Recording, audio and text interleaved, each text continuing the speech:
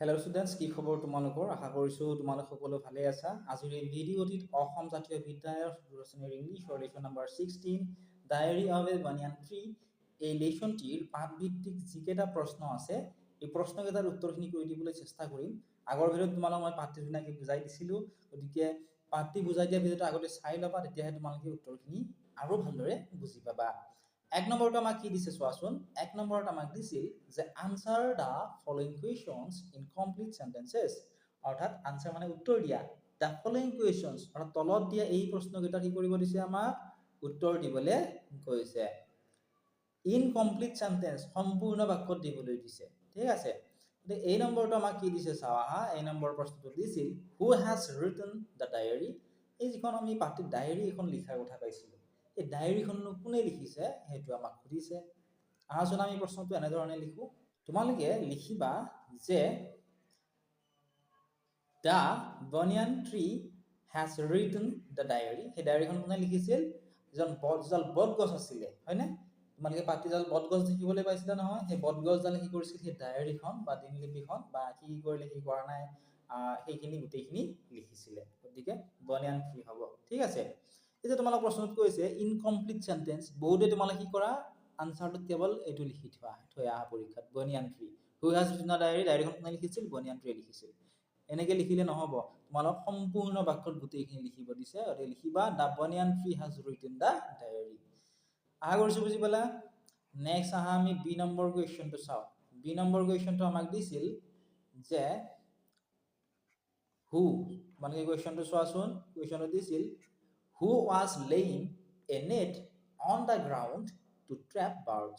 অৰ্থাৎ এই যিডাল বটগছ আছিল, সেই বটগছডালৰ তলত কোনে এই যিটো ট্ৰেপটো কোনে সাজিছিলে, অৰ্থাৎ সেই যিখন নেট আছিল সেই নেটখন কোনে তাত থৈ দিছিলে সেইটো আমাক সুধিছে। গতিকে লিখিবা a fowler was laying a net on the ground to trap birds. অৰ্থাৎ এজন চৰাই চিকাৰীয়ে কি কৰিছিল, এখন নেট তাত থৈ দিছিলে। কিহৰ কাৰণে থৈছিল? চৰাই চিকাৰ কৰিবৰ কাৰণে বা চৰাই ধৰিবৰ কাৰণে। চি নম্বৰ প্ৰশ্নটো দিছিল what do the birds build in the banyan tree. গতিকে আমি লিখিব লাগিব যে the birds build nest on the banyan tree. আৰু আমাক সুধিছিল what do the birds build in the banyan tree, অৰ্থাৎ এই যিডাল বটগছ আছিলে বটগছডালত চৰাইবোৰে কি কৰিছিল, কি সাজিছিলে সুধিছে। চৰাইবোৰে কি কৰিছিল, যিবোৰ চৰাই আছিল তাৰে কিছুমান চৰাই তাত নেষ্ট অৰ্থাৎ বাহ সাজিছিলে। ঠিক আছে, এনেধৰণে লিখিব লাগিব। নেক্সট তোমালোকে চাবা এতিয়া ডি নম্বৰটো আমাক কি দিছে চোৱা। ডি নম্বৰটোত আমাক দিছিল যে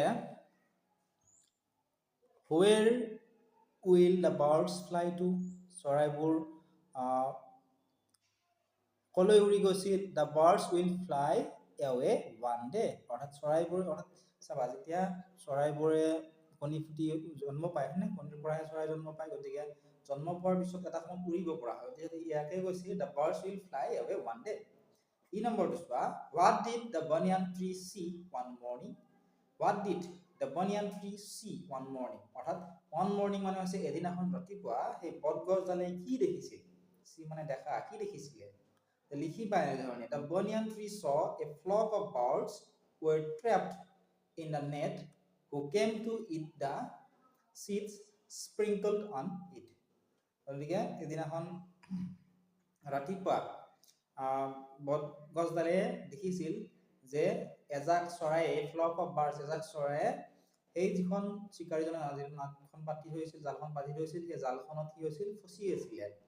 ঠিক আছে, কেনেকে ফচিল? কাৰণ তাত কিছুমান কি দিয়া আছিলে, এই চৰাইবোৰৰ বাবে খোৱা খাদ্য দিয়া আছিলে। এই খাদ্যখিনি খাব অহাৰ ফলতে চৰাইকেইটা তাত জালখনত বা নেটখনত বন্দী হৈছিলে।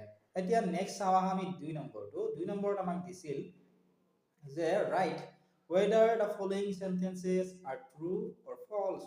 লিখিব দিছে তলত দিয়া সেন্টেন্স কেইটা সঁচা নে মিছা। ঠিক আছে, আচোন আমি সেন্টেন্স কেইটা চাওঁ, বাক্য কেইটা চাওঁ কি দিয়া আছে। এই নম্বৰটো দিছিল some birds build nest in the banyan tree।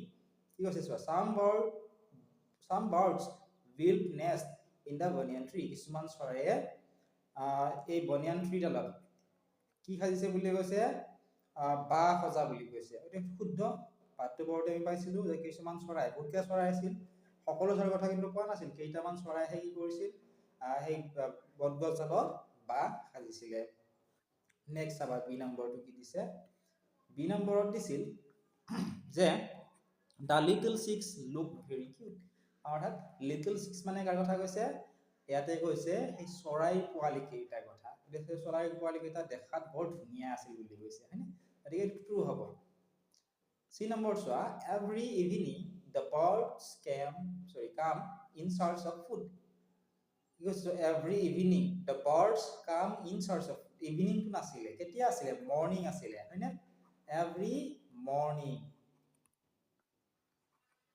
the birds come in search of food গতিকে এটো ফলস হ'ব কাৰণ ইভিনিং দিছে মৰ্নিং হ'ব লাগিছিল এখানে ফলস লিখিছো হ'ব নেক্সট চাবা তোমালকে ডি নম্বৰটো আমাক দিছিল যে the eldest birds in the group started crying inside the net যেটো eldest bird আছে ডাঙৰ যেটো চৰাই আছিল এটো কান্দিবলৈ ধৰা বুলি কৈছে তে কান্দিবলৈ ধৰিছিল জানো কান্দিবলৈ তো ধৰা নাছিলে এই এল্ডেষ্ট বাৰ্ডটোৱে অৰ্থাৎ ডাঙৰ চৰাই আছিলে এইটো কি কৰিছিল কেনেকে বাচি মানে সেই বিপদৰ পৰা হাত খাই থাকিব পাৰো ইয়াৰ কাৰণে চিন্তা চৰ্চা কৰিছিল ইয়াত যেটো ক্ৰাইং বুলি কৈছে ক্ৰাই কৰা নাছিলে কান্দা নাছিলে এইটো ফলস লিখিব লাগিব ঠিক আছে next number we should not lose heart in our difficult times এটা কি কৈছে we should not lose heart in our difficult times আমাৰ যেতিয়া প্ৰবলেমবোৰ হয় তেতিয়াহ'লে আমি বহুত বেছি ভয় খাব নালাগে তেনেকুৱা ধৰণৰ বাক্যটো কৈছে এইটো সঁচা হয় আৰু বহুত বেছি ভয় খালে আৰু আমাৰ ভুল ডিসিশন লোৱা হয় ফলত আৰু আমাৰ বিপদ হ'ব